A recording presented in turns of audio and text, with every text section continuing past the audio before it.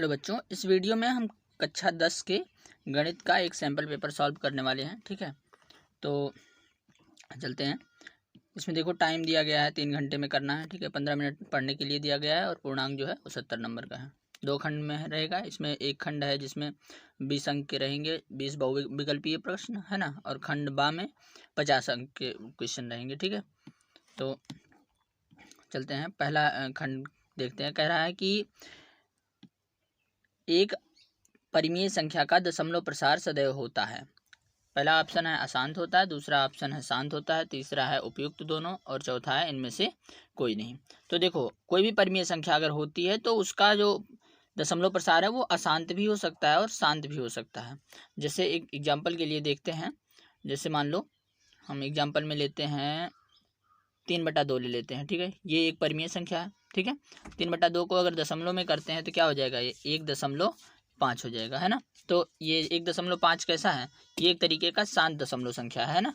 1.5 जो है वो कैसा है, शांत दशमलव संख्या है ना। और अगर कोई दूसरा हम ले लेते हैं, जैसे मान लो 10/3 ले लेते हैं। ठीक है, इसको लेते हैं तो क्या होता है कि इसको अगर हम दशमलव में बदलते हैं तो ये कैसे आता है, 3.3 ऐसे करके आता रहता है ना। यानी मतलब ये 3 ये ऐसे पीछे आता रहेगा, है ना। ये खत्म नहीं होगा, तो खत्म नहीं हो रहा है, यानी मतलब ये कैसा है, ये एक तरीके का अशांत है ना। ये जो 10/3 है वो कैसे दशमलव में होगा, ये अशांत दशमलव संख्या होगा, है ना। तो यानी मतलब परिमेय संख्या का अगर दशमलव प्रसार करते हैं तो वो शांत भी हो सकता है और अशांत भी हो सकता है। यानी मतलब ये अशांत भी सही है और शांत भी सही है। तो इसका कौन सा ऑप्शन सही होगा, इसका ऑप्शन सही होगा तीसरा वाला। ये दोनों नहीं सही, इसको नहीं टिक करना है, इसको ये तीसरा वाला जो है उपयुक्त दोनों, इसको टिक करना है। ठीक है, तो ये हो जाएगा हमारा सही आंसर। ठीक, चलो इसके बाद आगे देखते हैं। क्वेश्चन नंबर 2 जो है, कहा जा रहा है एक शून्येतर परिमेय संख्या तथा एक अपरिमेय संख्या का गुणनफल होता है। अगर कोई भी परिमेय संख्या हो, ठीक है, और उसके ये शून्येतर परिमेय संख्या का मतलब शून्य के अलावा कोई भी परिमेय संख्या ले लो, और अपरिमेय संख्या का मतलब जो अपरिमेय हो। ठीक है, तो यानी मतलब परिमेय और अपरिमेय का गुणनफल पूछा जा रहा है, क्या होता है। ठीक है, तो परिमेय और अपरिमेय का गुणनफल जो होता है, अगर परिमेय अपरिमेय को किसी भी संख्या से, किसी भी चीज से अगर गुणा कर देते हो तो वो कैसा आएगा, वो अपरिमेय ही होगा। ठीक है, वो अपरिमेय ही होगा। तो यानी मतलब इसका जो दूसरे का जो ये वाला ऑप्शन है सदैव अपरिमेय होता है, ये वाला कैसा होगा, यही ऑप्शन सही होगा। ठीक है, सदैव अपरिमेय होता है। ठीक है, ये ऑप्शन सही है और बाकी ये सब गलत है। ठीक है, तो यानी मतलब अपरिमेय को अगर किसी भी चीज से गुणा कर दोगे तो वो परिमेय हो ही नहीं सकता है, वो हमेशा कैसा होगा, अपरिमेय होगा। तो ये वाला पहला वाला ऑप्शन सही हो जाएगा। ठीक है, इसके बाद देखते हैं अगला वाला क्वेश्चन। तीसरा वाला कह रहा है रेखाओं x=0 और 2x+3y=12 का प्रच्छेद बिंदु है। यानी मतलब इसमें देखो दो समीकरण दिया गया है ना। एक समीकरण ये है x=0 और दूसरा समीकरण है 2x+3y=12। इस तरीके से दो समीकरण हमको दिया गया है और बोला जा रहा है इन दोनों रेखाओं के प्रतिच्छेद बिंदु कौन से हैं। यानी मतलब x और y का हमको मान बताना है। ठीक है, तो इसमें देखो पहले वाले समीकरण में x का मान पहले से हमको दिया गया है, पहले वाले समीकरण में x का मान हमको पहले से दिया गया है, इसमें निकालना ही नहीं है x का मान। ठीक है, और y का मान हमको निकालना है। तो हम क्या करेंगे, ये जो x का मान दिया गया है इसी x के मान को इसमें रख देंगे। ठीक है, इसमें जब x का मान रख देंगे तो हमको ये y का मान निकल जाएगा। ठीक है, करके देखते हैं। देखो x=0 दिया गया है, तो जहाँ पर x लिखा है वहाँ पर हम 0 रख देते हैं, तो 2 × 0 हो जाएगा और प्लस ये हो जाएगा 3y=12 हो जाएगा, है ना। अब देखो ये 0 से गुणा हो जाएगा तो ये 0 हो जाएगा और प्लस 3y=12 है, तो 3y बराबर कितना हो जाएगा, 3y बराबर हो जाएगा 12। ठीक है, और y बराबर कितना हो जाएगा, y बराबर हो जाएगा 12/3, चूँकि 3 इधर कैसे था, 3 इधर गुणा में था, इधर जाएगा भाग में हो जाएगा ना। और 3 से 12 को काट देंगे, 3 × 3 3 चौक 12, तो y बराबर हमको कितना मिल गया, y बराबर मिल गया हमको 4। ठीक है, y बराबर कितना मिल गया, 4 मिल गया। ठीक है, तो हमें x बराबर पहले से पता है, x=0 y बराबर 4, तो वो बिंदु कौन सा होगा जिस बिंदु पर प्रच्छेद करेगा। तो हमको x y का मान रख देना है ना, x=0 है, कॉमा y बराबर कितना है 4, यानी मतलब 0,4 जो होगा वही क्या हो जाएगा, सही ऑप्शन हो जाएगा। ठीक है, तो इसमें देखो ये दूसरा वाला ऑप्शन जो दिया गया है 0,4, ये वाला आंसर सही होगा। ठीक है,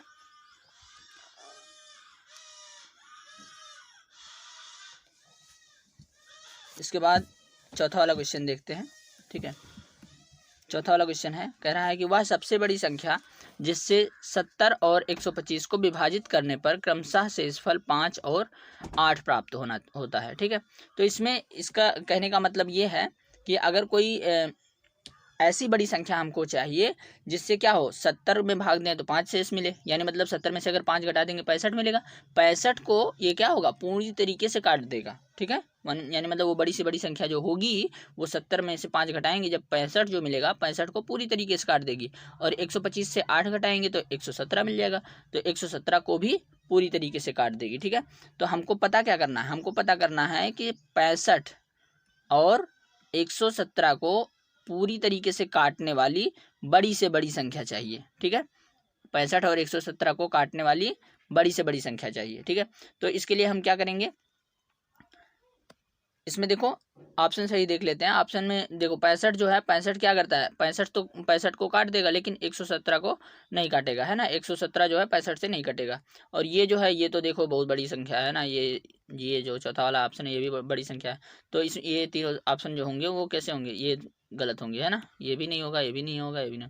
तो 13 जो होगा, 13 वाला सही ऑप्शन होगा। 13 × 5 = 65 और 13 9 में 117। ठीक है, यानी मतलब 13 जो होगा 65 और 117 को काट देगा। यानी मतलब 13 से अगर 70 और 125 में भाग देते हैं तो क्या होता है, 70 में भाग देने पर 5 शेष मिलेगा और 125 में भाग देने पर 8 शेष मिलेगा। ठीक है, तो ये हमारा पहला वाला ऑप्शन 13 जो होगा वो क्या होगा, सही होगा। ठीक है, इसके बाद देखते हैं पांचवा वाला क्वेश्चन।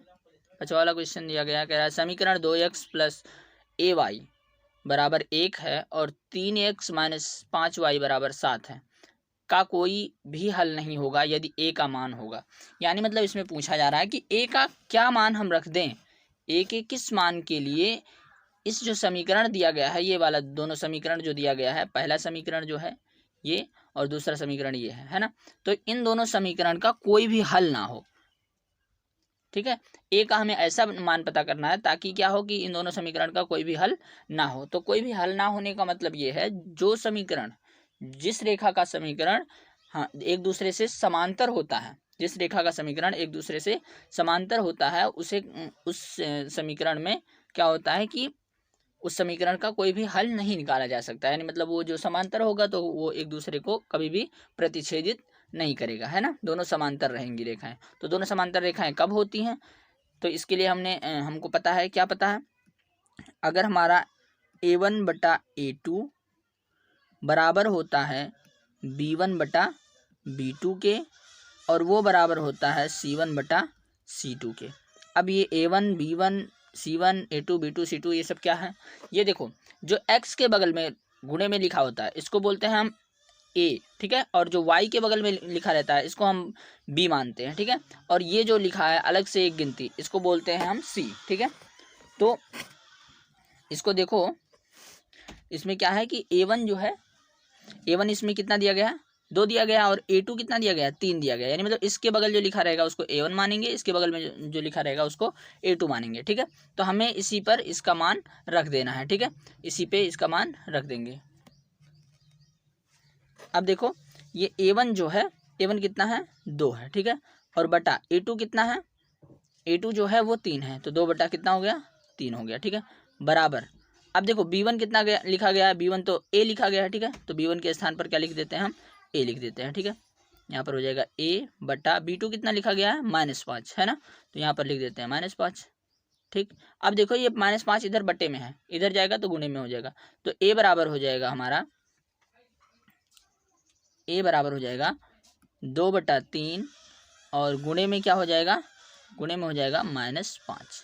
ठीक है, अब a बराबर कितना आ जाएगा, 5 दूना 10, -10 हो जाएगा और बटा 3 हो जाएगा। ठीक है, तो हमें a का मान मिल गया, क्या मिला, -10/3 जो होगा वो अगर a का मान रख दिया जाए तो इन दोनों समीकरण का कोई भी हल नहीं निकलेगा। ठीक है, तो -10/3 कहाँ है, ये वाला ऑप्शन, तीसरा वाला ऑप्शन सही होगा। ठीक है,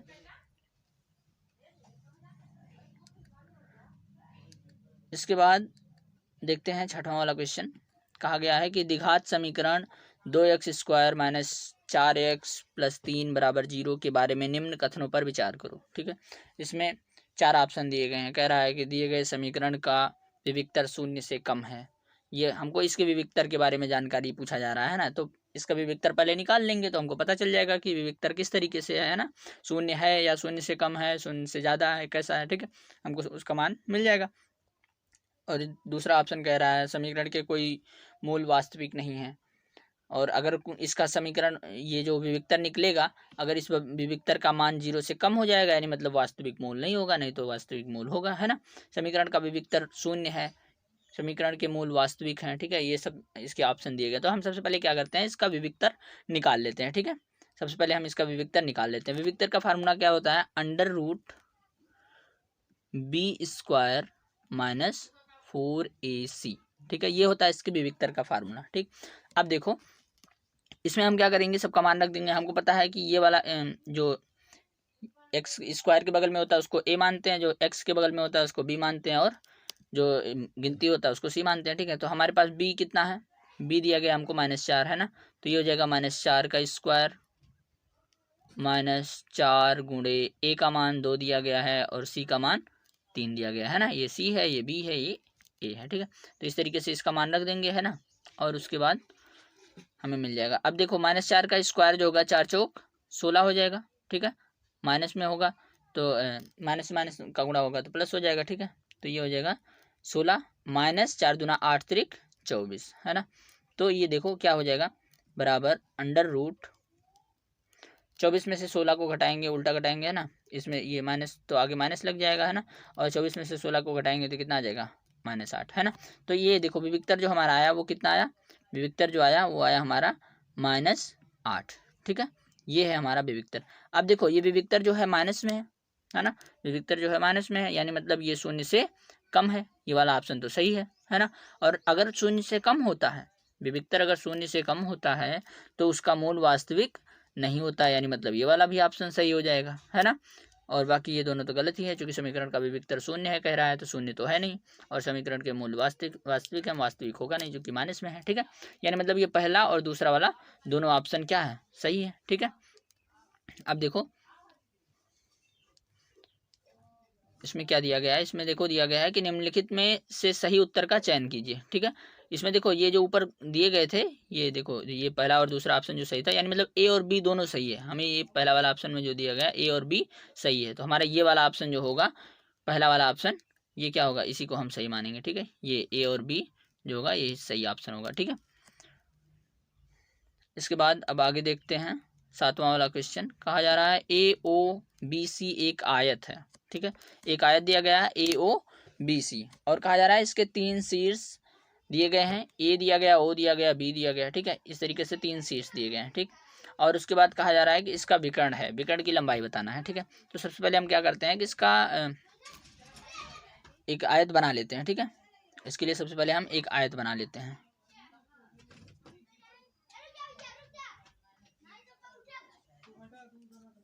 चलो सबसे पहले एक आयत बनाते हैं, तो हमारा आयत हो जाएगा इस तरीके से,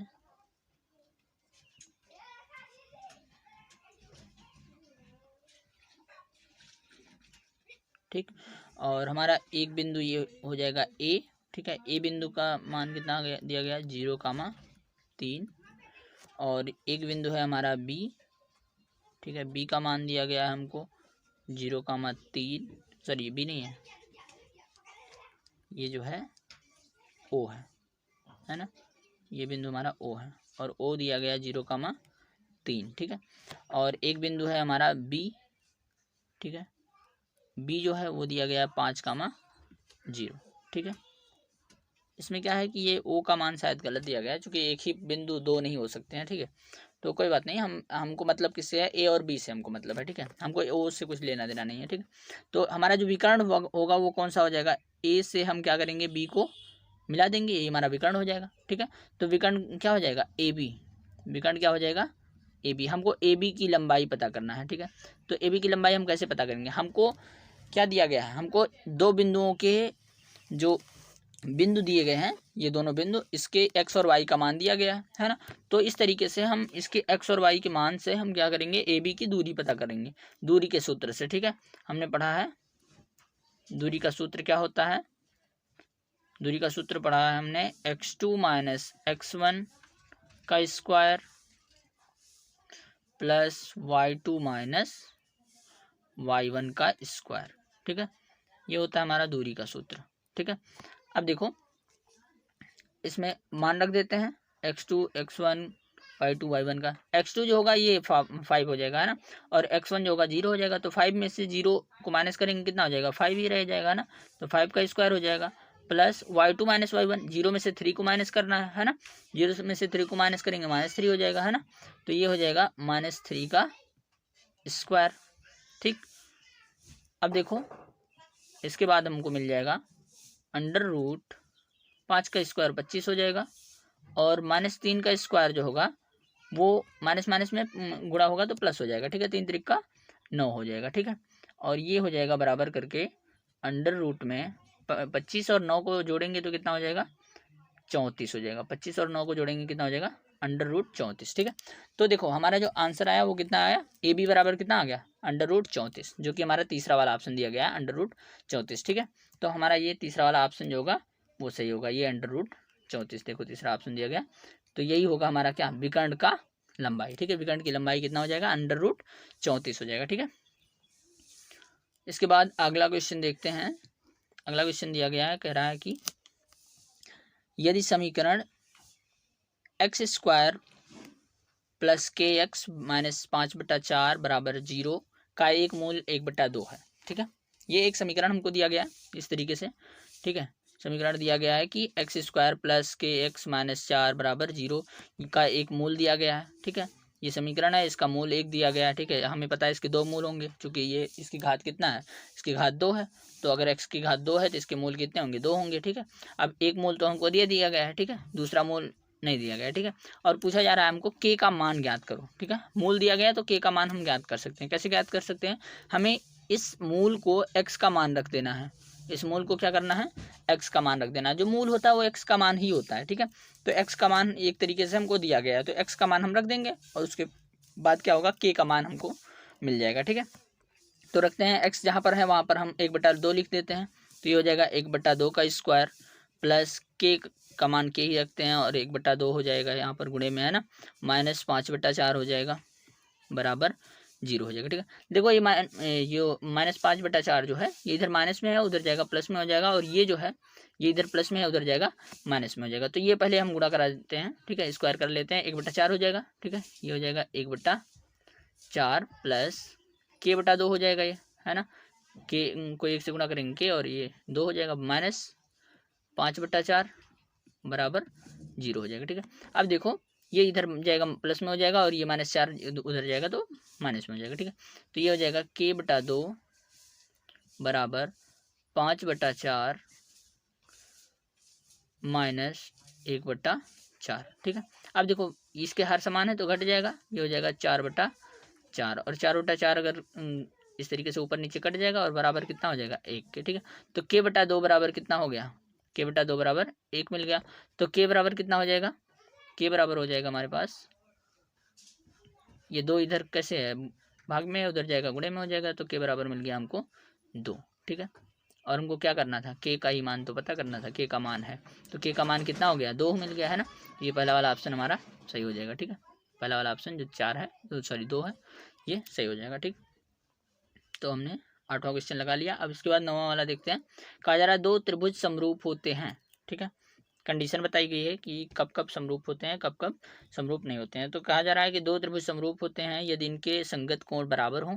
ठीक है, एक चीज बताया जा रहा है कि इसके संगत कोण अगर बराबर हों तो त्रिभुज कैसा होगा, समरूप होगा, है ना। फिर उसके बाद कहा जा रहा है कि इनकी संगत भुजाएं एक ही अनुपात समानुपाती में होती हैं, यानी मतलब इसके जो भुजाएं होती हैं वो समान अनुपात में होनी चाहिए सारी भुजाएं। ठीक है, तो भी ये क्या हो त्रिभुज क्या हो जाते हैं, वो समरूप हो जाते हैं। ठीक है, हमने पढ़ा है ये दोनों ऑप्शन कैसे हैं, ये पहला वाला भी सही है, दूसरा वाला भी सही है। ठीक है, और तीसरा ऑप्शन है उपयुक्त दोनों। ठीक है, और इसके चौथा वाला है जो कह रहा है इनमें से कोई नहीं। तो हमको पता है कि कौन सा ऑप्शन सही होगा, ये पहला भी सही है और दूसरा भी सही है, यानी मतलब हम कौन सा सही लगाएंगे, तीसरा वाला, चूंकि इसमें लिखा गया है पहला और दूसरा दोनों सही है। ठीक है, तो ये हमारा तीसरा वाला ऑप्शन सही हो जाएगा। ठीक, इसके बाद देखते हैं 10वां वाला क्वेश्चन। कहा जा रहा है यदि एक समकोण दिया गया, उसके बाद कहा जा रहा है त्रिभुज ABC में जो कोण C है वो 90 अंश है, AC जो है वो 3 सेंटीमीटर है और BC जो है वो 4 सेंटीमीटर है।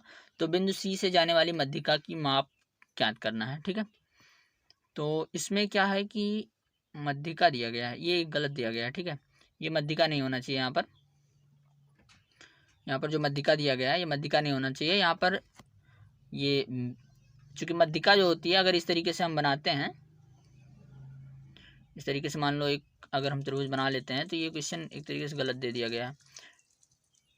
ये यहाँ पर 90 अंश का कोण बन जाएगा। ठीक है, इसको हम C बिंदु मान लेते हैं, ये हो जाएगा A हमारा, ये B हो जाएगा। ठीक है, यहाँ पर और ये जो रेखा हो जाएगी AC दिया गया हमको 3 दे दिया गया है, ये 4 दे दिया गया है। ठीक है, उसके बाद अगर हम इसकी मध्यिका खींचते हैं, यानी मतलब बीच से, ठीक है, तो यहाँ पर अगर इसके बीच से खींच देंगे तो ये 90 अंश का कोण नहीं बनाएगा। ठीक है, मध्यिका खींचने पर 90 अंश का कोण नहीं बनाता है। ठीक है, लंब खींचते हैं तब ये 90 अंश का कोण बनाता है। चूंकि क्या है कि ये दूरी और ये दूरी बराबर हो जाएगी। ठीक है, ये दोनों दूरी जो होगी वो बराबर हो जाएगी। इसको हम निकालेंगे अगर, तो ये पूरा 5 हो जाएगा, ये 2.5 हो जाएगा। ठीक है, इतनी दूरी। लेकिन ये क्या है, यहाँ पर 90 अंश का कोण नहीं बनाएगा। इसमें देना चाहिए था कि यहाँ पर 90 अंश का कोण बना रहा है। अगर ये 90 अंश का कोण बनाता तो फिर हमें इस पाइथागोरस से ये वाली भुजा को हम निकाल लेते। ठीक है, 3 का स्क्वायर कर लेते, इसका स्क्वायर कर लेते, फिर उसके बाद इसके स्क्वायर में से इसको घटा देते, यहाँ पर आंसर मिल जाता। ठीक है, इसको अगर D पॉइंट मान लेते तो DC की हमें लंबाई जो होती वो मिल जाती। लेकिन क्या है कि यहाँ पर 90 अंश का कोण नहीं बनाएगा, इसलिए क्वेश्चन थोड़ा सा गलत दे दिया गया है। ठीक है, 11वां वाला क्वेश्चन देखते हैं। ठीक है, इसमें कह रहा है एक समचतुर्भुज के विकर्णों की लंबाई 16 सेंटीमीटर और 12 सेंटीमीटर है, तब इस समचतुर्भुज की भुजा की लंबाई ज्ञात करो। ठीक है, भुजा की लंबाई पता करना है किस चीज़ की, समचतुर्भुज की, और इसके विकर्णों की लंबाई दी गई है। ठीक है, तो सबसे पहले हम क्या करते हैं, हम एक समचतुर्भुज बना लेते हैं। ठीक है, समचतुर्भुज पहले हम एक बनाते हैं। समचतुर्भुज क्या होता है, समचतुर्भुज एक चतुर्भुज होता है जो कि जिसकी जो भुजाएं होती हैं वो सभी बराबर होती हैं। ठीक है, तो सबसे पहले हम एक समचतुर्भुज बना लेते हैं। ठीक है, ये हमने बना लिया एक समचतुर्भुज, इसका नाम रख देते हैं ABCD। ठीक है, हो जाएगा हमारा C और इधर हो जाएगा D। ठीक है, अब देखो इसमें हमें विकर्णों की लंबाई दी गई है। ठीक है, विकर्णों की लंबाई यानी मतलब AC और DB है ना, तो हम पहले AC और DB बना लेंगे। ठीक, तो AC जो है हमारा, ये बड़ी वाली जो विकर्ण है ये 16 है। ठीक है, तो इसको हम 16 मान लेंगे, और ये जो होगा ये वाला हमारा DB जो है इसको हम 12 मान लेते हैं। ठीक है, तो इसको भी बना लेते हैं, ये हो गया। ठीक है, अब देखो अगर ये पूरा AC जो है ये 16 सेंटीमीटर होगा, तो यहाँ पर अगर इस पॉइंट को, इस बिंदु को अगर हम O मान लेते हैं, ठीक है, इसको अगर हम O मान लेते हैं, तो AO जो होगा वो कितना हो जाएगा, AO जो होगा वो 16 का आधा हो जाएगा, है ना, तो कितना हो जाएगा 8 सेंटीमीटर हो जाएगा, है ना, AO जो है वो 8 सेंटीमीटर हो जाएगा। और OB जो है ये कितना हो जाएगा, OB जो होगा ये 12 का आधा हो जाएगा, यानी मतलब ये कितना हो जाएगा 6 सेंटीमीटर हो जाएगा, है ना, ये हो जाएगा 6 सेंटीमीटर। ठीक, अब देखो यहाँ पर जो समचतुर्भुज जो होता है उसके जो विकर्ण होते हैं वो 90 अंश का कोण बनाते हैं। ठीक है, जो समचतुर्भुज के विकर्ण होते हैं वो 90 अंश का कोण बनाते हैं। तो यहाँ देखो एक हमारा आधार पता है और एक ऊंचाई पता है, हमको ये जो कर्ण है इसी को नहीं पता है ना, हम इसको अगर पता कर लेंगे तो हमको इसकी भुजा भी पता चल जाएगी, है ना। इसका जो त्रिभुज AOB का जो कर्ण है, त्रिभुज AOB का जो कर्ण है वही क्या है, समचतुर्भुज की भुजा भी तो है ना। तो यानी मतलब हमको क्या पता करना है, हमको पता करना है कर्ण। अगर हम कर्ण की लंबाई पता कर लेते हैं, यानी मतलब हमको इसकी समचतुर्भुज की भुजा मिल जाती है। ठीक है, तो हम क्या करेंगे, हम यहाँ पर पाइथागोरस का नियम लगा देंगे। यहाँ पर हो जाएगा कर्ण बराबर, हमको पहले से पता है कर्ण बराबर क्या होता है, अंडर रूट में आधार गुणे आधार का स्क्वायर, है ना, आधार का वर्ग। ठीक है, आधार का स्क्वायर प्लस क्या हो जाता है, लंब का स्क्वायर, है ना, तो लंब का स्क्वायर हो जाएगा। अब हम क्या करेंगे, सबका मान रख देते हैं, हमको पता है आधार और लंब कितना है, आधार कितना है, आधार को 8 ले लेते हैं, तो ये हो जाएगा 8 का स्क्वायर प्लस 16 ले लेते हैं, तो ये हो जाएगा, सॉरी 16 नहीं 6 है।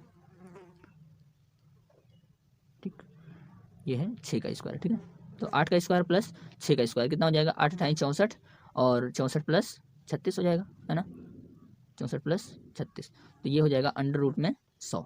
ठीक है, अंडर रूट में 100 हो जाएगा, और अंडर रूट का 100 का अंडर रूट निकालते हैं तो कितना मिल जाता है हमको 10, यानी मतलब हमको जो ये कर्ण है, कर्ण कितना मिल गया, 10 मिल गया, कर्ण जो है वो 10 मिल गया। और फिर अब ये जो कर्ण है, कर्ण ही तो इसका भुजा है, कर्ण ही इसकी भुजा है, तो यानी मतलब इसकी जो भुजा हो जाएगी वो कितना हो जाएगा 10 सेंटीमीटर, है ना, यानी मतलब ये दूसरा वाला ऑप्शन सही है। ठीक,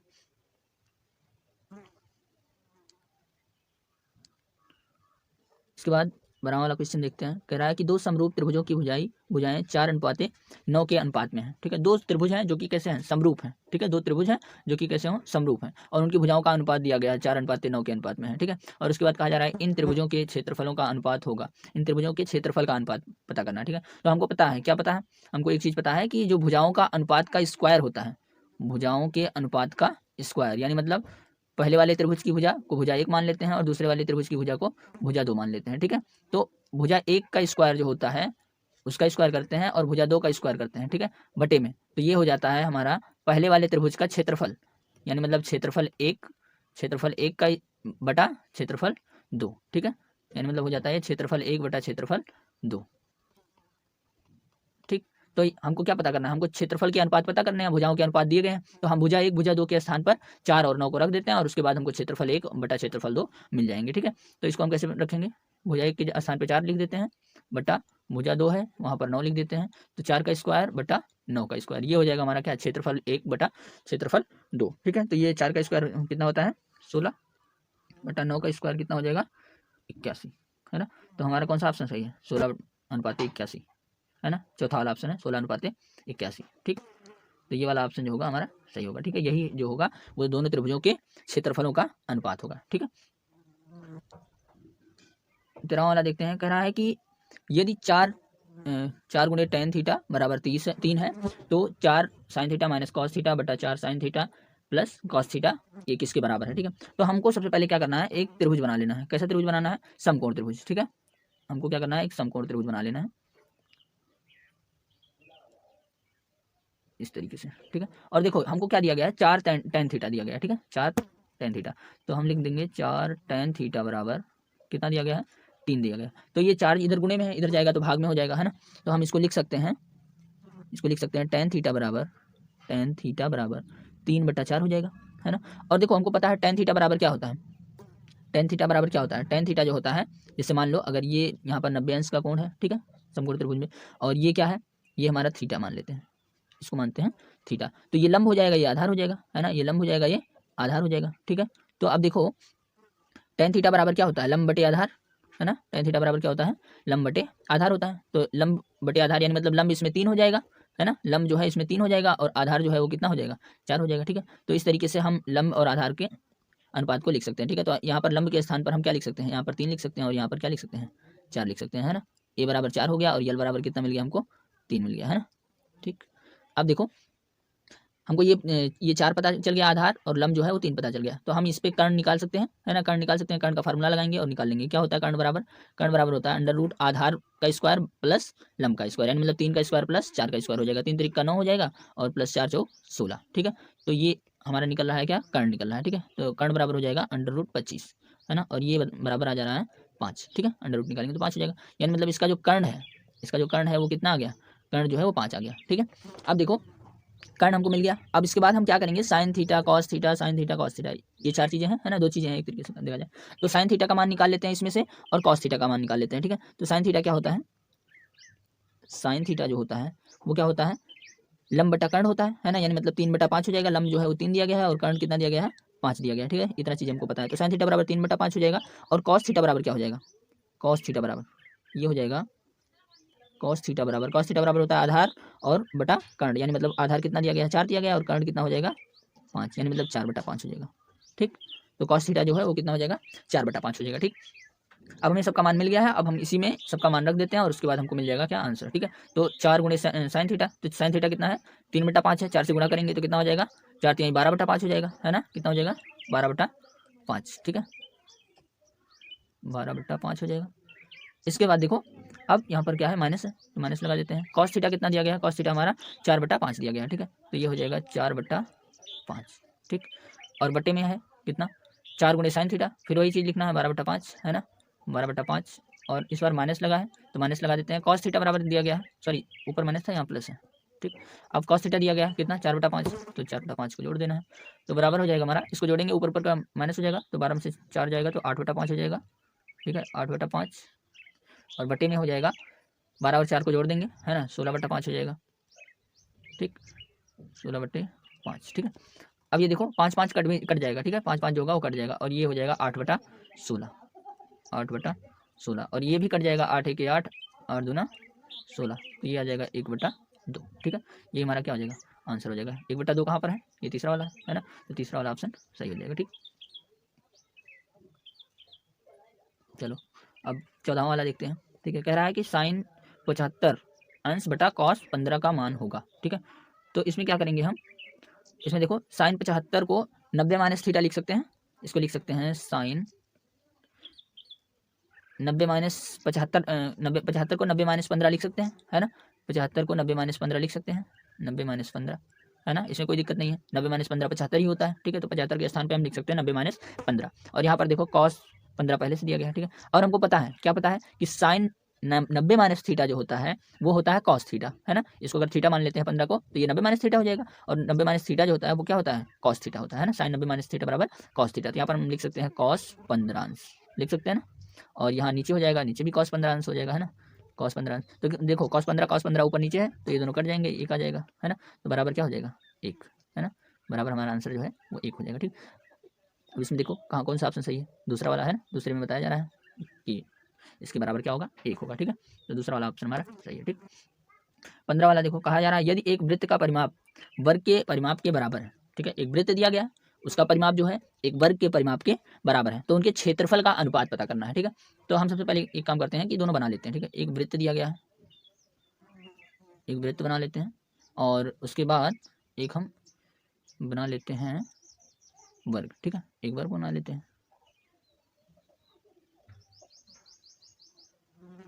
वर्ग थोड़ा सा,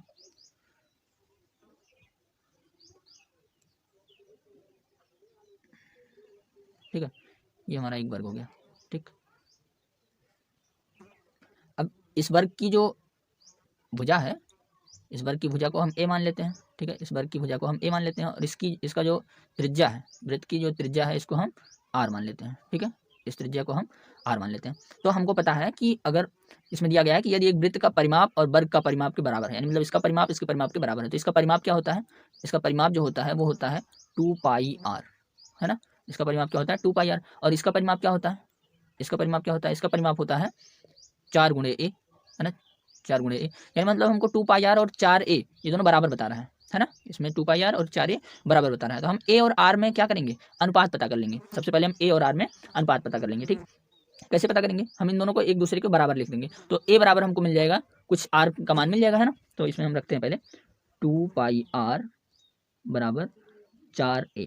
ठीक है, अब यहाँ पर देखो 4 इधर कैसे है, इधर गुणा में है, इधर जाएगा भाग में हो जाएगा, तो यानी मतलब ये हो जाएगा 2πr बटा 4 बराबर ए, है ना, और यहाँ पर हम पाई का मान भी रख सकते हैं, अभी बाद में रख देंगे, 2 1 2, ये कट जाएगा, 2 दूना 4। ठीक है, तो हमको मिल जाएगा, पाई का मान रख देते हैं 22/7, है ना, 22/7, और यहाँ 1/2 बचा है, इसके गुणे में है ना, तो यहाँ नीचे गुणे 2 गुणे हो जाएगा, है ना, और ऊपर क्या बचा है आर, तो यहाँ पर हम ऐसे ही आर रख देंगे। ठीक है, आर ऐसे ही लिख देंगे, बराबर क्या हो जाएगा, बराबर हो जाएगा ए, तो ए बराबर हमको ये मिल गया। अब देखो 2 से 22 कट जाएगा, है ना, 2 1 2 2 11 22। ठीक है, अब ये हो जाएगा 11/7 आर बराबर ए। ठीक है, ए और आर में हमें संबंध मिल गया। ठीक है, जहाँ पर ए है या फिर जहाँ पर ए है वहाँ पर हम 11/7 आर लिख सकते हैं। ठीक है, इस तरीके से। ठीक, हमको एक तरीके से एक संबंध मिल गया है। अब देखो इसमें हमको पूछा जा रहा है, क्या पूछा जा रहा है, उनके क्षेत्रफल का अनुपात बताओ। तो इसका क्षेत्रफल क्या होता है, वृत्त का क्षेत्रफल जो होता है, वृत्त का क्षेत्रफल एरिया बोलते हैं इसको, तो ये होता है पाई आर स्क्वायर। ठीक है, क्षेत्रफल जो होता है इसका क्या होता है, पाई आर स्क्वायर, और इसका जो वर्ग दिया गया है इसका क्षेत्रफल क्या होता है, ए स्क्वायर होता है ना, इसका क्षेत्रफल जो होता है, वर्ग का क्षेत्रफल जो होता है वो ए स्क्वायर होता है। ठीक है, यानी मतलब इसमें अनुपात पता करना है, यानी मतलब पाई आर स्क्वायर बटा ए स्क्वायर को पता करना है हमको। ठीक है, क्या आता है। ठीक, तो हम रख देते हैं, पहले करते हैं हम इसके एरिया बटे इसका एरिया बटा इसका एरिया लिख लेते हैं। ठीक है, तो ये हो जाएगा पाई आर स्क्वायर बटा पाई आर स्क्वायर बटा ए स्क्वायर। ठीक है, हमको यही पता करना है। अब हम इसमें क्या करेंगे, जहाँ जहाँ पर ए दिया गया है, इसमें जहाँ ए है वहाँ पर हम 11/7 आर लिख देंगे। ठीक, 11/7 आर लिख देंगे, तो रख देते हैं। ठीक है, यहाँ पर एक लाइन खींच देते हैं, इसमें थोड़ा जगह कम है ना।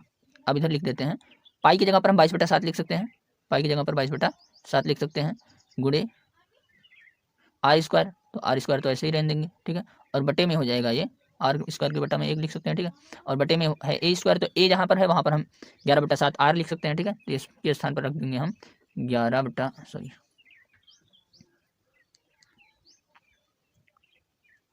11/7 आर, और इसका हम क्या कर देंगे स्क्वायर, चूंकि ए का स्क्वायर है तो बराबर हो जाएगा ये आर स्क्वायर का, इससे गुणा करा देंगे तो ये हो जाएगा 22 आर स्क्वायर, और बटे में कितना है 7 है, तो बटे में 7 हो जाएगा। ठीक, और ये इसके नीचे बटे में क्या है 11/7 आर का स्क्वायर, तो ये 11 का स्क्वायर हो जाएगा 121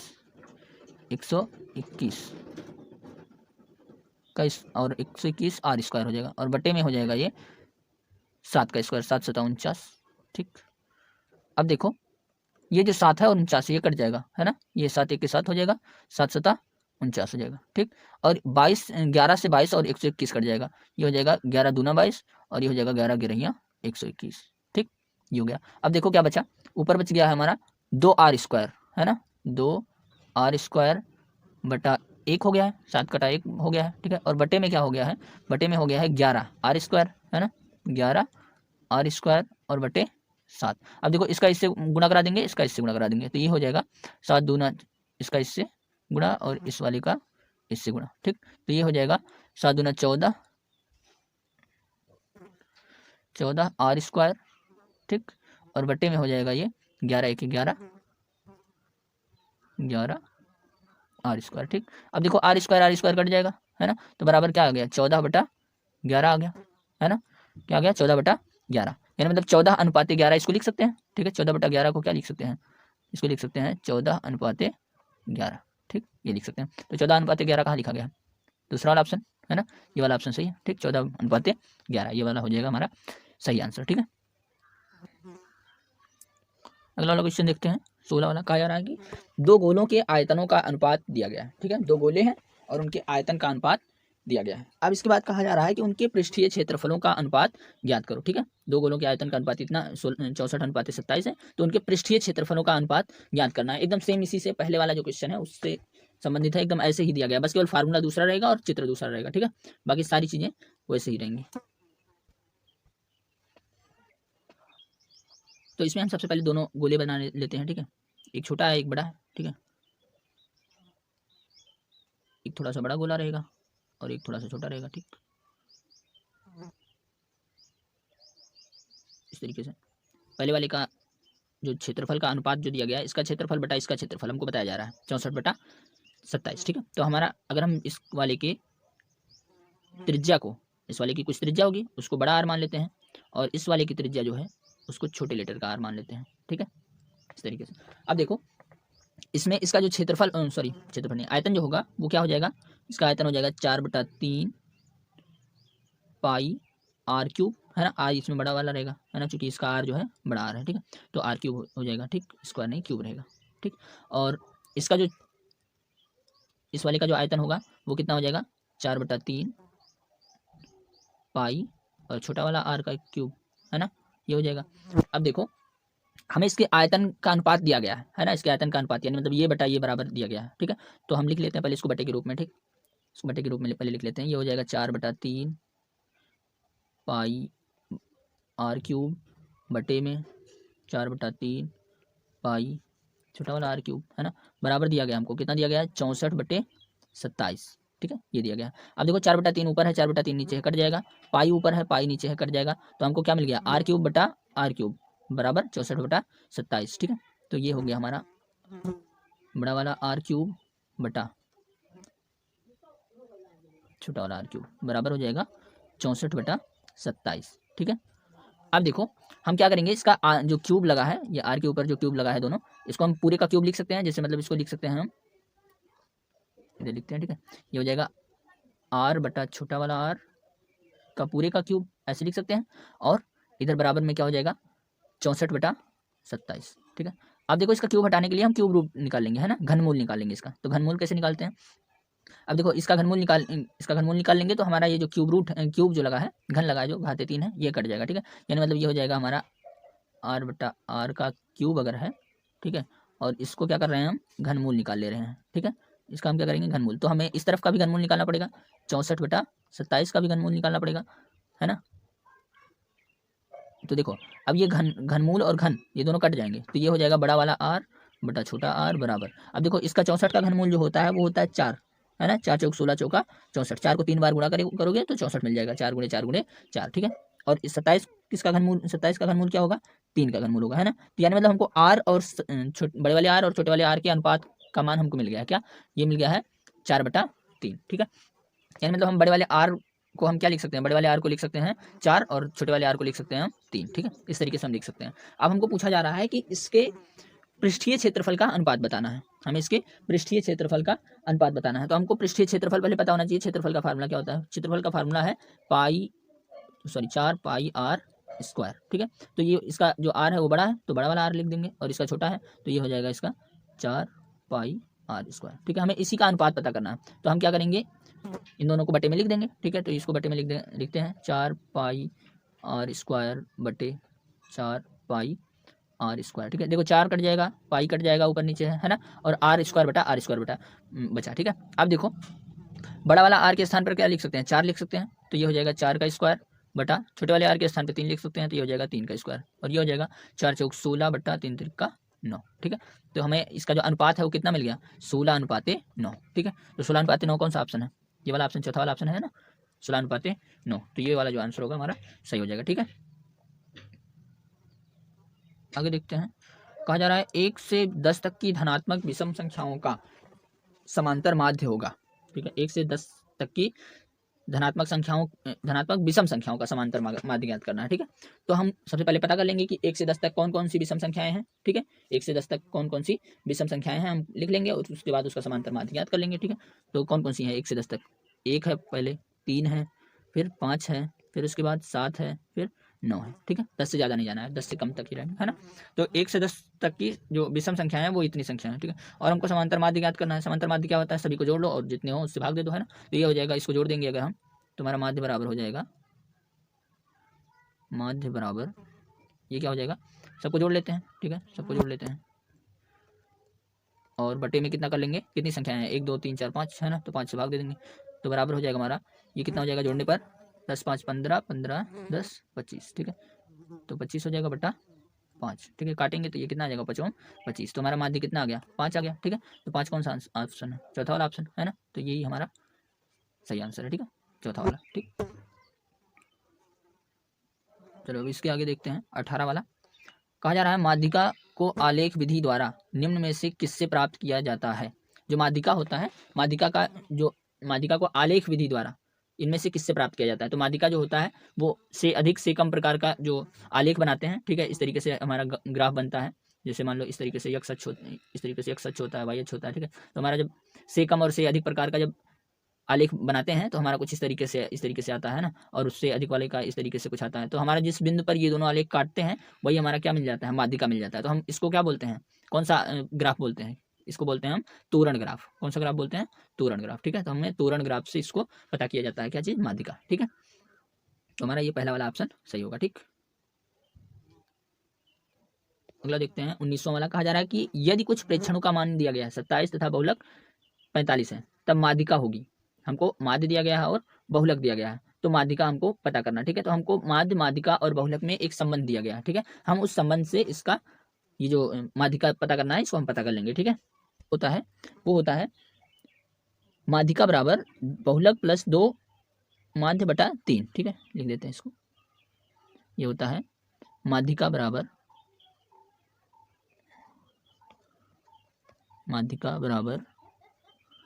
बहुलक प्लस 2 गुणे माध्य बटा में होता है 3, ठीक है। तो हम सबका मान रख देंगे तो माध्यिका हमको मिल जाएगा, ठीक है। माध्यिका बराबर हो जाएगा, बहुलक दिया गया हमको, ठीक है, बहुलक 45 दिया गया, और उसके बाद कहा जा रहा है 2 गुणे माध्य दिया गया 27, तो 27 को 2 से गुणा कर देंगे, ठीक है। 2 गुणे 27 हो जाएगा, ठीक। और बटे में क्या हो जाएगा 3, ठीक है। अब देखो 45 ये हो जाएगा, और प्लस 27 को 2 से गुणा करा देंगे तो ये हो जाएगा 54, ठीक है। और बटे में हो जाएगा 3, ठीक है। ऊपर का जोड़ लेते हैं तो ये हो जाएगा हमारा 45 में 54 को जोड़ते हैं 99 हो जाएगा, है ना, और बटा 3, ठीक है। तो इसको काट देते हैं, 3 1 3 3 3 9, है ना। तो बराबर कितना हो जाएगा 33, ठीक है। तो हमारा ये जो 33 है वो सही ऑप्शन हो जाएगा, ठीक। तो ये जो संबंध होता है माध्यिका, बहुलक और माध्य में, ठीक है, इसको हमको याद रखना है, ठीक। इसके बाद आगे देखते हैं 20 वाला। कहा जा रहा है वर्गीकृत आंकड़ों से की से अधिक प्रकार और से कम प्रकार की संचयी बारंबारता वक्रों से के प्रच्छेद बिंदु की भुज से आंकड़ों का प्राप्त होता है। तो हम अभी बताए थे इसका, है ना, कि जो हमारा तोरण वक्र होता है इस तरीके से x अक्ष y अक्ष जो होता है इस तरीके से रहता है ये, और इस तरीके से ये होता है। तो यहाँ पर जो मिलता है वो क्या मिलता है, हमारा माध्यक मिलता है। ठीक है, हाँ। दूसरे वाले खंड का क्वेश्चन देखते हैं। पहला है, कह रहा है दो क्रमागत धनात्मक पूर्णांकों का गुणनफल 2 से विभाज्य है, यह कथन सत्य है या असत्य, कारण बताइए। ठीक है, हमको बताना है कि अगर दो क्रमागत धनात्मक पूर्णांक संख्याएं लेंगे हम और उनको गुणा कर देंगे, ठीक है, उनका गुणनफल अगर करेंगे तो वो 2 से विभाज्य होगा या फिर विभाज्य नहीं होगा। ठीक है, यही चीज हमको बताना है। विभाज्य होगा तो वो कथन सत्य हो जाएगा, नहीं अगर विभाज्य नहीं होगा तो असत्य हो जाएगा। ठीक है, उसी चीज को हमको बताना है। तो हम सबसे पहले इसमें क्या करते हैं कि एक क्रमागत संख्याओं को ले लेते हैं। कोई भी संख्या ले लो, क्रमागत संख्याएं होनी चाहिए और धनात्मक होनी चाहिए। ठीक है, मान लो 4 5 को ले लेते हैं। ठीक है, 4 को, और क्रमागत है तो 4 के बाद क्या आएगा, 5 आएगा। ठीक है, अगर हम कोई भी क्रमागत संख्याएं लेते हैं, 4 5 को ले लेते हैं या 5 6 को ले लेते हैं, कुछ भी ले लेते हैं। ठीक है, इस तरीके से दो क्रमागत संख्याओं को अगर लेते हैं तो वो एक हमारा विषम संख्या होती है और एक सम संख्या होती है। दोनों में से एक जरूर होगा, है ना, एक सम होगा एक विषम होगा। ठीक है, इस तरीके से जरूर होगा। ठीक है, तो अगर हम सम और विषम का गुणा करते हैं तो हमेशा हमको सम संख्या मिलता है। करके देखते हैं, जैसे 5 और 4 का गुणा करेंगे तो कितना हो जाएगा, 5 चौक 20 हो जाएगा। 20 क्या है, सम संख्या है। ऐसे ही 5 और 6 का गुणा करते हैं, 5 छक 30 हो जाएगा, है ना। तो 30 क्या है, एक सम संख्या है कि नहीं। 30 जो है एक सम संख्या है। तो यानी मतलब अगर हम किसी भी क्रमागत धनात्मक पूर्णांक को अगर हम गुणा करते हैं तो क्या मिलता है हमको, हमको हमेशा वो एक सम संख्या मिलता है। ठीक है, अब देखो इसमें ये जो है सम है, ये भी सम है। तो इसमें हम लिख सकते हैं कि ये जो कथन है वो सत्य है, और कारण जो है वो बता सकते हैं कि सम और विषम संख्याओं का जो गुणा होता है, गुणन जो होता है वो हमेशा सम संख्या आता है। ठीक है, तो लिख देंगे इसमें हम सम और विषम संख्याओं का गुणन जो है वो क्या होता है, सम संख्या होता है। ठीक है, तो इस तरीके से ये क्वेश्चन हम कर सकते हैं। ठीक है, अगला क्वेश्चन देखते हैं। खा वाला क्वेश्चन है, कह रहा है कि यदि कॉट थीटा बराबर 7/8, कॉट थीटा बराबर दिया गया और उसके बाद ये जो इतना बड़ा सा भयंकर सा दिया गया है, इसका मान हमको निकालना है। ठीक है, तो इससे घबराना नहीं है, कुछ नहीं है। एक हम त्रिभुज बना लेंगे। ठीक है, समकोण त्रिभुज बनाएंगे और उसके बाद इसकी भुजाओं के अनुपात को हम लिख देंगे। ठीक है, और उसके बाद हम इनका भी अनुपात निकाल लेंगे। ठीक है, सबसे पहले हम बना लेते हैं। ठीक है, त्रिभुज बनाते हैं। तो इस तरीके से पहले हम समकोण त्रिभुज बना लेते हैं। ठीक, और यहाँ पर मानते हैं हम 90 अंश है ये वाला कोण, और इस वाले कोण को हम थीटा मान लेते हैं। ठीक है, इसको मानते हैं हम थीटा। ठीक, तो हमारा कॉट थीटा बराबर होता है, कॉट थीटा बराबर दिया गया हमको। कॉट थीटा बराबर फार्मूला जो पता है वो क्या पता है, हम अगर आधार को और लंब, आधार बटा लंब अगर कर देते हैं तो उसी को हम बोलते हैं कॉट थीटा, है ना। कॉट थीटा क्या होता है, आधार बटा लंब, आधार बटे में लंब। ठीक है, यही होता है हमारा कॉट थीटा। ठीक है, तो आधार बटा लंब हमको पता है, तो ये बराबर 7/8 भी पता है। ठीक है, तो यानी मतलब हमको आधार जो है वो 7 पता है और लंब कितना पता है, 8। यानी मतलब आधार के स्थान पर 7 लिख सकते हैं और लंब के स्थान पर 8 लिख सकते हैं। ठीक है, तो ये जो आधार है ये हमारा हो जाएगा 7।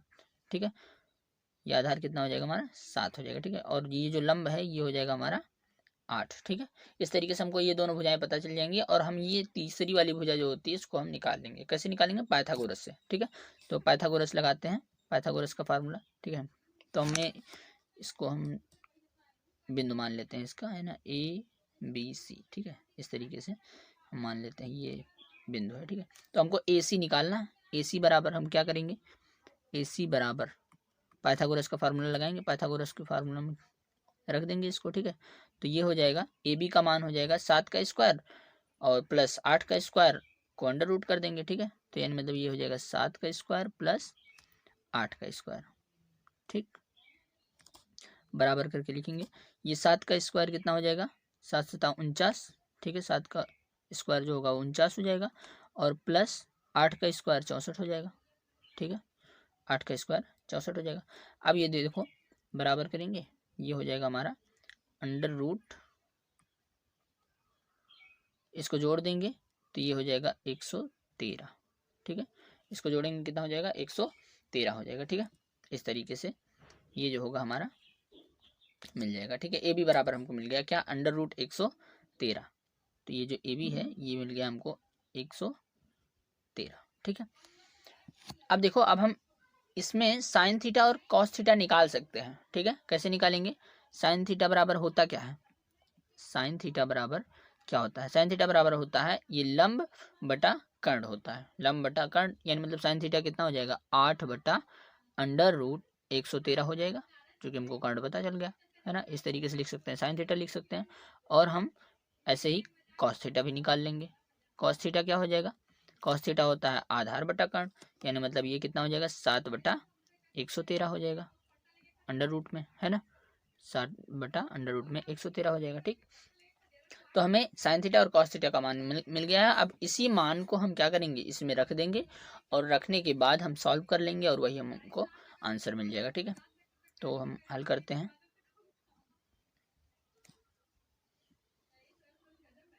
ठीक, इसमें रख देते हैं इसका मान, तो ये हो जाएगा 1 प्लस साइन थीटा का मान हमको पता है 8/√113, ठीक है, √113, ये एक ब्रैकेट में है। दूसरे ब्रैकेट में क्या दिया गया है, 1 प्लस साइन थीटा का मान 8/√113, ठीक है, √113। और इसके बटे में क्या हो जाएगा, बटे में दिया गया है, इसका भी मान रख देते हैं, ये क्या हो जाएगा 1 प्लस, ठीक है। और कॉस थीटा का मान दिया गया हमको 7/√113, है ना, 7/√113, ठीक है। इसको एक ब्रैकेट में और एक ब्रैकेट में रहेगा हमारा एक माइनस,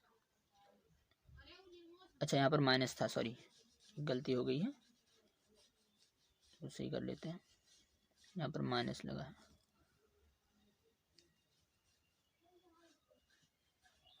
यहाँ पर एक माइनस है, ठीक है, यहाँ पर भी एक माइनस, और ये हो जाएगा 7/√113, ठीक है। इस तरीके से अब देखो यहाँ पर भिन्न का जोड़ है, भिन्न का घटाव है, इसको कर लेते हैं, हल कर लेते हैं इधर, ठीक है, बराबर ये हो जाएगा। अब देखो ये हो जाएगा √113 प्लस 8/√113, है ना, ये हो जाएगा। और दूसरा वाला हो जाएगा, ये एक ब्रैकेट में कर देते हैं, ठीक है। दूसरे ब्रैकेट में होगा √113 और माइनस 8/√113, ठीक है, ये एक ब्रैकेट में हो जाएगा। और बटे में हमारा हो जाएगा, बटे में हो जाएगा √113 प्लस 7, और बटे में हो जाएगा √113, और इधर हो जाएगा √113 माइनस 7, और बटे में √113, ठीक है। ये एक ब्रैकेट में रहेगा और ये वाला एक ब्रैकेट में, ठीक है। इस तरीके से तो बराबर करेंगे। और इसमें देखो अब ये गुणा करना है, इसका ऊपर ऊपर का गुणा करना है, नीचे नीचे का। तो देखो ऊपर देखो a plus B A minus B का फार्मूला लग जाएगा, a plus B into A minus B बराबर होता है क्या, a square minus B square. तो यानी मतलब ये हो जाएगा, इसका स्क्वायर करेंगे, √113 का स्क्वायर करेंगे तो ये अंडर रूट हट जाएगा, है ना, यानी मतलब ये हो जाएगा 113, ठीक है। और माइनस बी स्क्वायर, यानी मतलब 8 का स्क्वायर, 8 का स्क्वायर कितना हो जाता है 64, ठीक है। और बटे में 113 का √113 का स्क्वायर करेंगे तो अंडर रूट हट जाएगा, ठीक है, तो 113 बचेगा। और यहाँ पर इसमें भी सेम वही काम करना है, a plus B A minus B का फार्मूला लगा देना है, ठीक है। यहाँ पर हो जाएगा 113 माइनस 7×7=49, और बटे में हो जाएगा 113, ठीक है। और फिर बराबर करेंगे तो ये 113 तो कट जाएगा, ठीक है, ये कट जाएगा, और ये हो जाएगा 113 माइनस 64 करेंगे तो हमको मिल जाएगा 49, ठीक है। और बटे में अगर ये जो 113 माइनस 49 करेंगे तो ये हो जाएगा 64। ठीक है, तो यही जो होगा हमारा क्या हो जाएगा, ये हमारा आंसर हो जाएगा। ठीक है,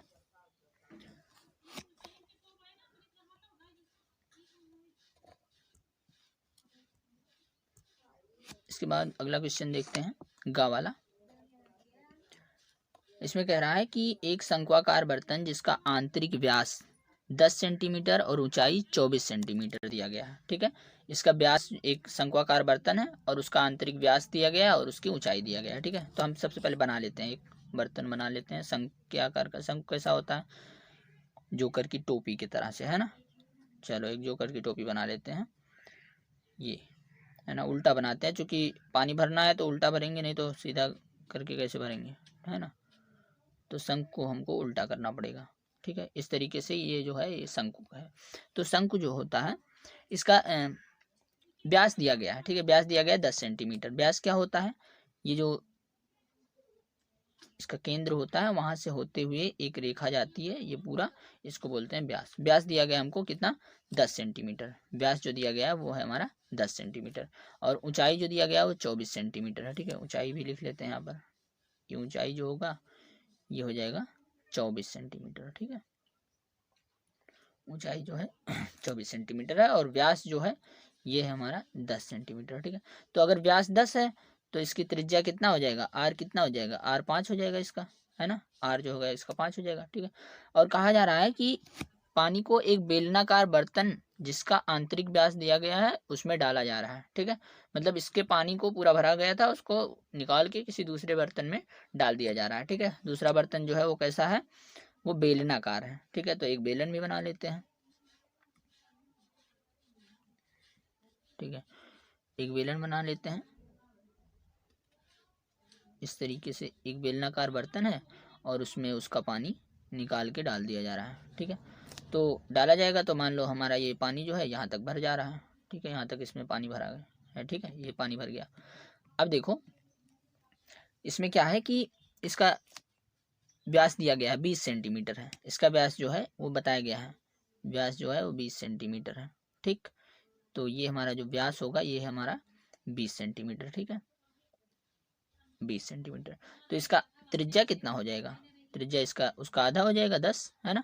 त्रिज्या जो होगा वो 10 हो जाएगा। ठीक है, अब देखो इसका व्यास दिया गया है। ठीक है, व्यास दिया गया है, त्रिज्या भी मिल गया। हमसे पूछा क्या जा रहा है, कहा जा रहा है बेलनाकार पात्र में डाले गए पानी की ऊंचाई ज्ञात करो। यानी मतलब ये जो पानी जो भरा है इसमें, ये कितना ऊंचा पानी भरा है, इसी पानी की ऊंचाई को हमको पता करना है। ठीक है, तो मान लेते हैं हम इसमें एच ऊंचाई तक भरा गया है। ठीक है, मान लेते हैं इसमें ऊंचाई जो है वो एच है। ठीक है, तो एक चीज ध्यान दो, इसमें क्या है कि इसका जो पानी का आयतन है जो इसमें था वही पानी का आयतन इसमें भी होगा, है ना। जो पानी, जितना पानी इसमें भरा होगा उतना ही पानी इसमें भी भरा होगा। तो हम क्या करेंगे, इसके आयतन को इसके आयतन के बराबर लिख सकते हैं, बिल्कुल लिख सकते हैं। तो शंकु का आयतन क्या होता है, शंकु का आयतन होता है 1/3 पाई आर स्क्वायर एच। ठीक है, ये होता है शंकु का आयतन। ठीक है, और बेलन का आयतन क्या होता है, बेलन का आयतन होता है पाई आर स्क्वायर एच।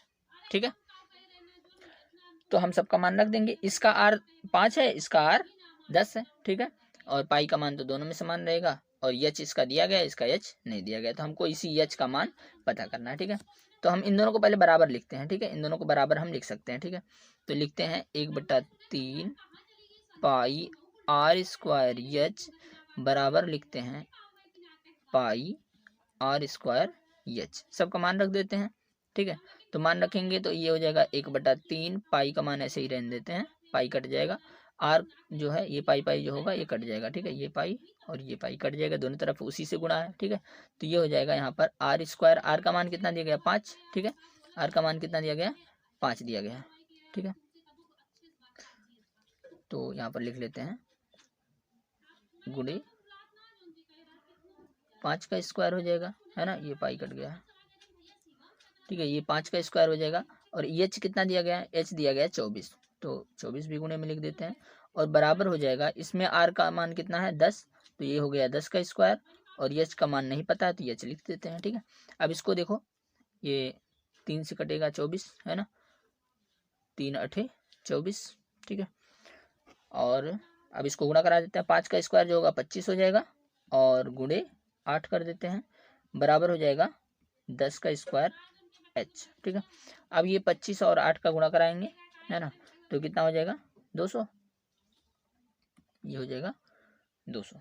ठीक है, सही है ना। हाँ, उसके बाद अब देखो इधर ये 10 का स्क्वायर है, इधर गुणे में है, इधर आएगा भाग में हो जाएगा, और 10 का स्क्वायर होता कितना है 100 होता है ना, सबको पता है।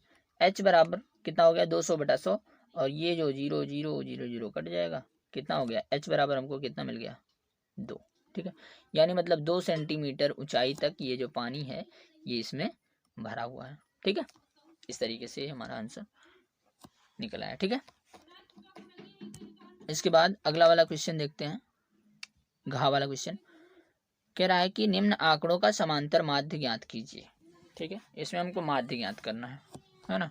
तो माध्य का फार्मूला क्या होता है, माध्य का फार्मूला क्या होता है, माध्य का फार्मूला होता है, माध्य को हम x के ऊपर ऐसे बार लगा के दिखाते हैं। ठीक है, माध्य का फार्मूला होता है a plus sigma F I D आई और बट्टे में सिग्मा एफ आई। ठीक है, सिग्मा एफ आई होता है। ठीक है, अब ये सब होता क्या है, ए क्या होता है, सिग्मा एफ आई क्या होता है, डी आई क्या होता है। ठीक है, इसको भी निकालते हैं।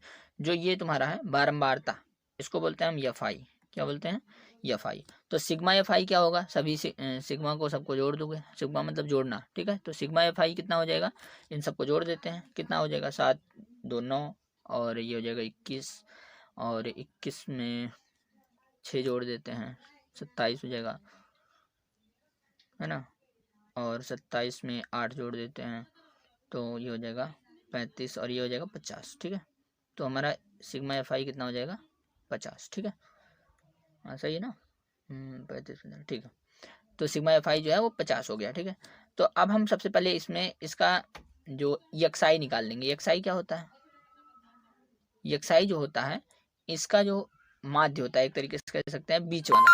ठीक है, इसमें बीच वाला जो होता है उसी को निकाल लेंगे। ठीक है, तो 20 और 10 के बीच में कितना होता है 15 होता है। ठीक है, इसके बीच में क्या होता है 25 होता है, इसके बीच में क्या होता है 35। ठीक है, हम इन दोनों को जोड़ के और 2 से भाग दे देंगे, यही हमको एक्स आई मिलेगा। ठीक है, ये हो जाएगा 45, और ये हो जाएगा 55, और ये हो जाएगा 65। ठीक है, और अब हम इसमें इसी में यक्साई में किसी को हम ए मान लेंगे, किसी को भी मान सकते हो। ठीक है, यक्साई में किसी को भी ए मान सकते हो। ठीक, तो ए जो होगा वो किसी को भी मान सकते हो, बीच वाला मानते हैं हम, बीच वाला मानने से थोड़ा सा फायदे में रहते हैं। ठीक है, तो हम इसी 35 को क्या मान लेते हैं, 35 को ए मान लेते हैं। ठीक है, ए बराबर हम क्या मान लेते हैं 35। ठीक है, ये बीच में 35 है तो इसको 35 को ए मान लेते हैं। ठीक, तो अब हम क्या पता करेंगे, डी आई पता करेंगे। क्या पता करेंगे, डी आई। तो डी आई होता क्या है, डी आई जो होता है वो होता है यक्स आई माइनस ए, यक्स आई माइनस ए को हम डी आई बोलते हैं। ठीक है, तो डी आई क्या हो जाएगा एक्स आई माइनस ए, तो एक्स आई इसका 15 है, इसका 15 है, तो 15 में से ए घटाएंगे 35, 15 में से 35 घटाएंगे तो कितना हो जाएगा -20 हो जाएगा। क्या हो जाएगा -20, इसका -10 हो जाएगा, इसका क्या हो जाएगा 35 में से 35 जाएगा 0 हो जाएगा, 45 में से 35 जाएगा 10 आ जाएगा, इसका 20 आ जाएगा, और इसका 30 आ जाएगा।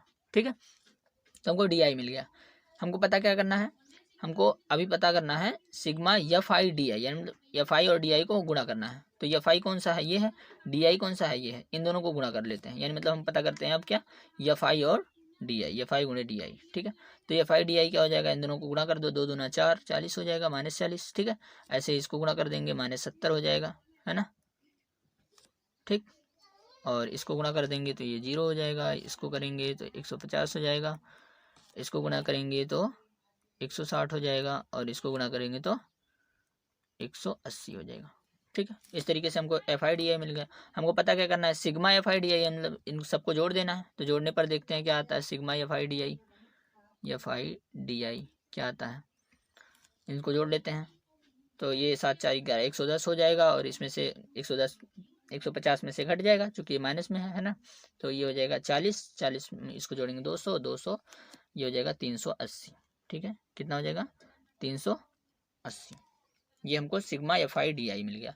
सिग्मा एफ आई हमको पहले से पता है, हम क्या करेंगे फार्मूले पे रख देंगे, तो हमारा हो जाएगा एक्स के ऊपर बार माध्य बराबर हो जाएगा ए का मान हम 35 रखे हैं तो 35 रख देंगे। उसके बाद प्लस सिग्मा या फाई डी आई का मान कितना दिया गया, 380 मिला हमको, तो 380 रख देते हैं और बट्टे में क्या है 50। ठीक है, तो ये 0 0 कट जाएगा और यहाँ पर आ जाएगा 35, इसको भिन्न का जोड़ है, इसके बटे में 1 लिख सकते हैं और ये हो जाएगा हमारा 5 नीचे आ जाएगा और ये हो जाएगा 5 25 5 3 15 2 17 175 प्लस 38 बराबर हो जाएगा, इन दोनों को जोड़ देंगे है ना, तो ये हो जाएगा 3 और 7 3 10 1 11 और ये सॉरी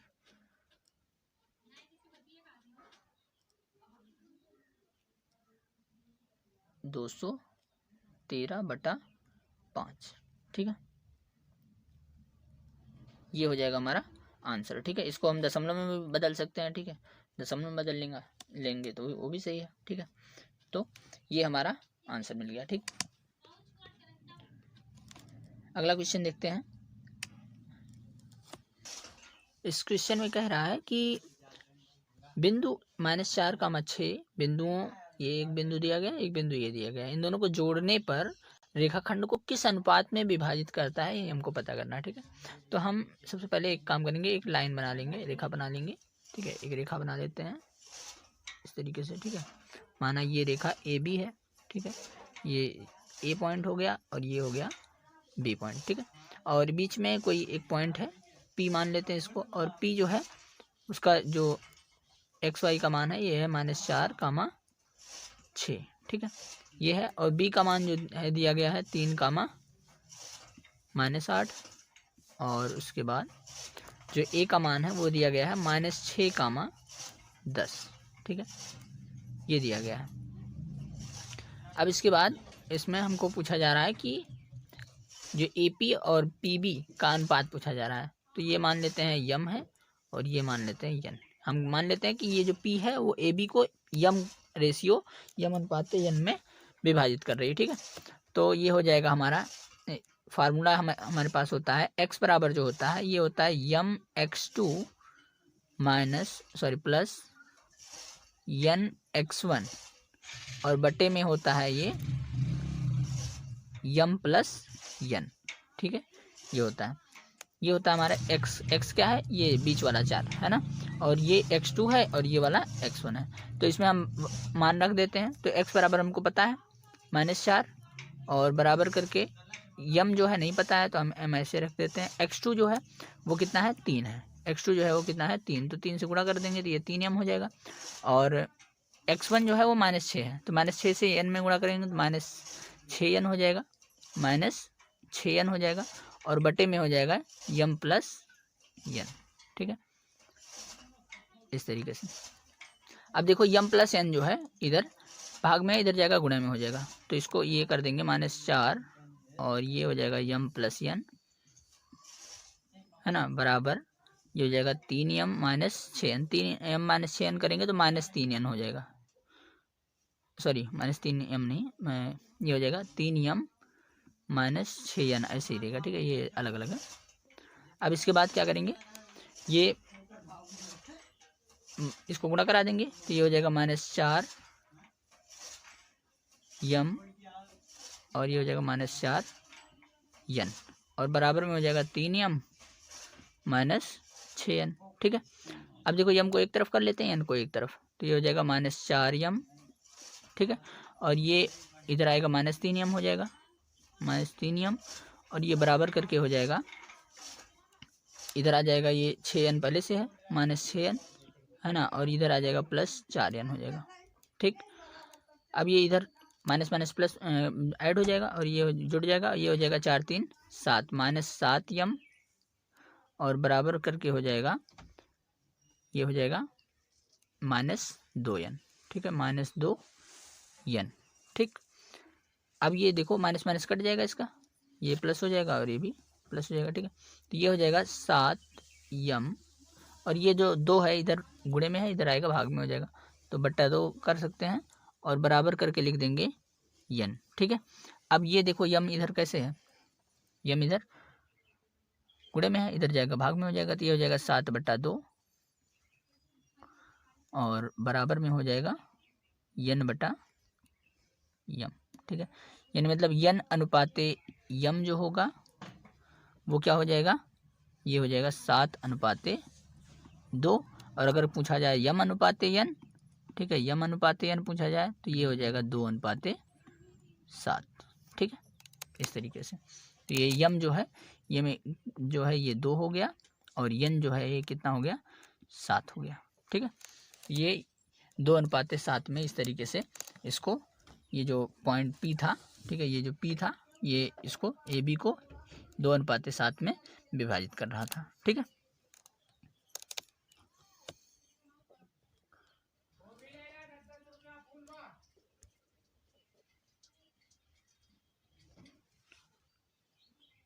इस क्वेश्चन को देखते हैं। कह रहा है कि के का मान ज्ञात कीजिए यदि बिंदु ए दिया गया है, बिंदु बी दिया गया है और बिंदु सी दिया गया है। ठीक है, इसमें वाई का मान के दे दिया गया है। ठीक है, और कहा जा रहा है कि ये अगर संरेखीय हो।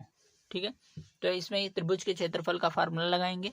ठीक है, तीनों संरेखीय हैं, यानी मतलब जो त्रिभुज इससे बनेगा तीनों बिंदुओं से वो कैसा होगा, एक रेखा में होगा, है ना। और अगर एक रेखा में होगा तो क्या होगा, उसका क्षेत्रफल जो होगा 0 आ जाएगा।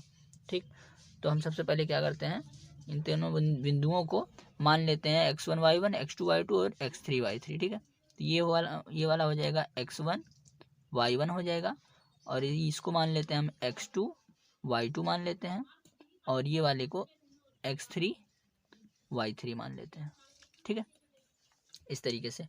अब फिर क्या करेंगे इसमें, अब हम यहाँ पर त्रिभुज के क्षेत्रफल का फार्मूला लगा देंगे। क्या होता है त्रिभुज के क्षेत्रफल का फार्मूला, 1/2 और ये एक ब्रैकेट में कर देंगे और ये आ जाएगा x1। ठीक, और ये हो जाएगा y2 माइनस y3, और ये प्लस में हो जाएगा, ये हो जाएगा x2, और ये ब्रैकेट में हो जाएगा y3 माइनस y1, और ये प्लस में हो जाएगा x3, और ये ब्रैकेट में हो जाएगा y1 माइनस y2। ठीक, इस तरीके से, और ये ब्रैकेट बंद। अब सबका हम मान रख देंगे और उसके बाद इसके बराबर हम क्या लिख देंगे, 0 लिख देंगे। क्यों 0 लिखेंगे, क्योंकि त्रिभुज का क्षेत्रफल जो होगा वो क्या होगा, 0 होगा, क्योंकि ये जो तीनों बिंदु हैं वो कैसे हैं, संरेखीय हैं। ठीक है, तो अब हम x1 बराबर 2 दिया गया है। ठीक है, इसमें रखते हैं मान, तो ये हो जाएगा 1/2। x1 बराबर 2 दिया गया है, y2 माइनस y3, y2 कितना है, y2 तुम्हारा k है ना, और y3 कितना है, -3। तो ये हो जाएगा k, और -3 माइनस का गुणा हो जाएगा तो ये हो जाएगा +3, है ना, k + 3 हो जाएगा। यहाँ पर आ जाएगा k + 3। ठीक, और प्लस में x2 का मान कितना है, x2 का मान 4 है, तो 4 रख देते हैं। और उसके बाद y3 माइनस y1, तो y3 कितना है, -3 है, और y1 कितना है, 3 है, तो -3 -3 है ना, -3 हो जाएगा। ठीक, और x3 कितना है, x3 6 है, तो ये हो जाएगा +6, और y1 माइनस y2, y1 कितना है, 3 है, y2 कितना है, k है, तो यानी मतलब 3 माइनस k हो जाएगा, 3 माइनस k, और इसके बराबर में लिख देंगे हम 0। ठीक, अब देखो इसको थोड़ा सा सरल कर लेते हैं, तो ये हो जाएगा 2k और प्लस 3 दूना 6 हो जाएगा, और इसको ये -3 -6 हो जाएगा, और -6 से 4 में गुणा करेंगे तो कितना हो जाएगा, -24 हो जाएगा, है ना, क्या हो जाएगा, -24। ठीक, तो ये हो जाएगा -24। ठीक, और उसके बाद ये 6 से इसमें गुणा हो जाएगा तो ये हो जाएगा +6 × 18 हो जाएगा, और माइनस में हो जाएगा 6k। ठीक है, और बराबर 0। ठीक, ये ब्रैकेट बंद हो जाएगा। ठीक, अब ये हो जाएगा 1/2, और ये अंदर का थोड़ा सा और हल करते हैं, ये हो जाएगा 6k, सॉरी 2k है, 2k, और इधर -6k है, तो इसको एक साथ लिख देते हैं -6k, और ये जो है ये 18 और 6 जुड़ जाएगा 24 हो जाएगा, और +24 -24 कट जाएंगे। ठीक है, तो हमारे पास यही इतना केवल बचेगा, और बराबर करके 0 हो जाएगा, और ये बटे में 2 है, ठीक है। तो ये इसको लिख सकते हैं हम 2k माइनस 6k बटा 2, ठीक है, बराबर 0 हो जाएगा। और ये जब 2 से इसको काट देंगे तो ये हो जाएगा k माइनस 3k बराबर 0। और इस तरीके से ये हो जाएगा माइनस 2k बराबर 0। और k बराबर हो जाएगा, इधर गुणे में है, ठीक है, ये इधर -2 इधर गुणे में है, इधर जाएगा तो 2 इधर चला जाएगा तो 0 हो जाएगा, ठीक है। तो -k बराबर 0 और k बराबर 0 हो जाएगा, ठीक। तो इस तरीके से हमको k का मान मिल गया। इसके आगे के क्वेश्चन को हम अगले पार्ट में देखेंगे, ठीक है।